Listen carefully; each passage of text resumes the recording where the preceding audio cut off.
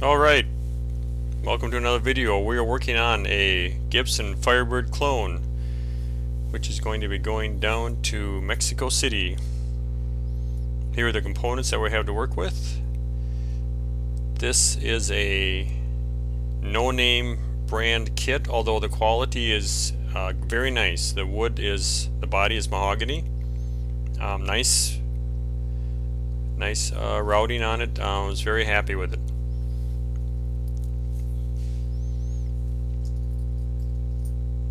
And the neck is also mahogany with a rosewood fingerboard, and it is a bolt-on neck.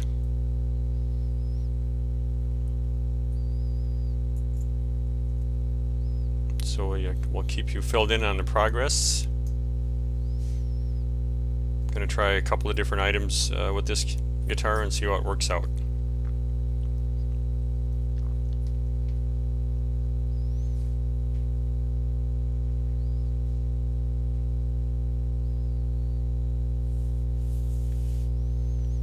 Here my daughter Crystal is doing some artwork on the guitar. She uses wood burner. She does all this freehand. She's putting the name of the owner on the headstock. Later on you'll see she'll also do a design on the back of the headstock.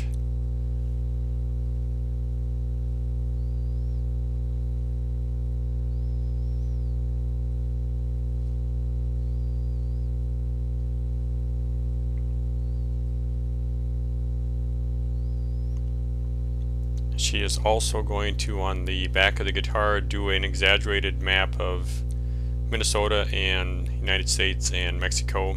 The customer that's receiving this guitar is a friend of mine. We worked together back in the late 70s through the mid 80s up in Minnesota. And so that's why the Minnesota Mexican connection.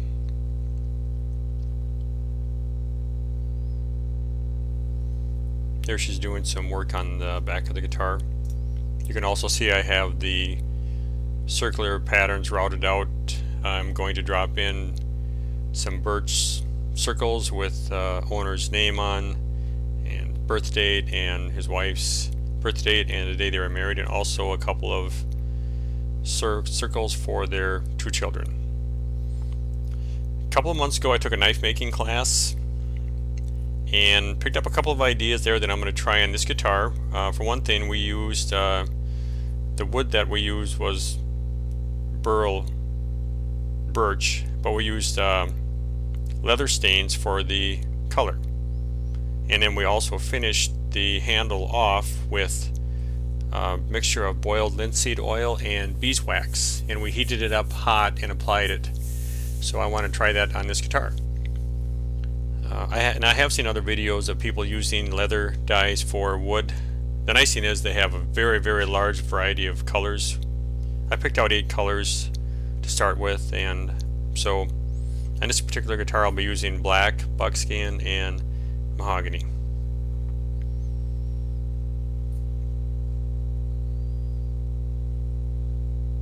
And I use the wool daubers that you can buy to apply the stain with. So here's my mixture. It's like I say, boiled linseed oil and some beeswax, and we heat it up hot on a stove or a hot plate and apply it hot. And the nice thing is you can just literally just gob it on really thick, let it cool, and then you can wipe off the excess, so you don't have to worry about runs. I put 5 coats on this guitar. It's kind of a satin finish. Here it actually has been stained and covered with linseed oil. It's kind of a satin finish. If you wanted a gloss finish, I believe you could use some car wax and buff it, but I was happy with this. It was, like I say, it's almost idiot proof, pretty much idiot proof. And every guitar I do, it seems like I always end up with runs somewhere. So I was pleasantly surprised. Here are some of the items I'm going to put in the guitar. Belt buckle, and like I say, some of the birch disc that my daughter Crystal engraved, and a couple of Mexican coins for the years that the owner and his wife were born.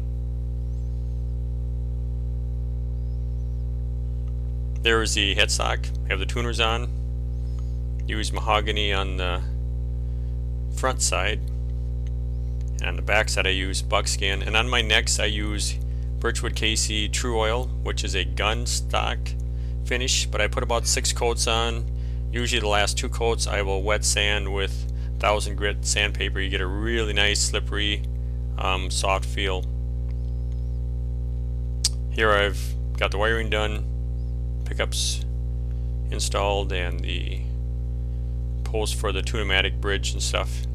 You can also see the route there where the belt buckle is going to go. Back side, you can see some of Crystal's artwork there from the dairy farm up in Minnesota.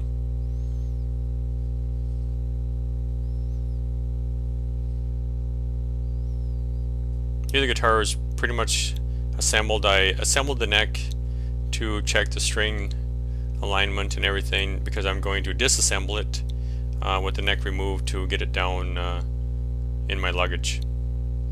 And there it's hanging up on the wall in my basement on my guitar room. Backside. Close up of the backside.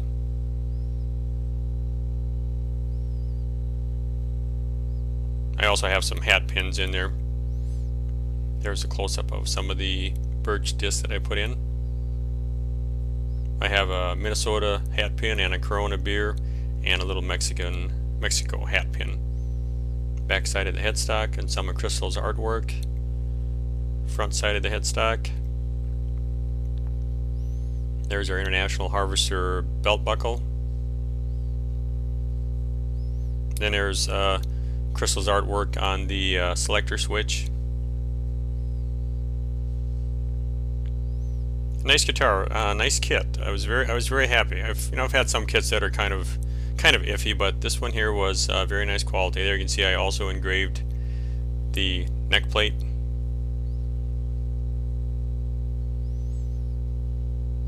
And here it's all wrapped up in bubble wrap, ready to go into my luggage. And hopefully make it through customs, which it did, and arrive safely down in Mexico City. There is the owner after we assembled it down in Mexico.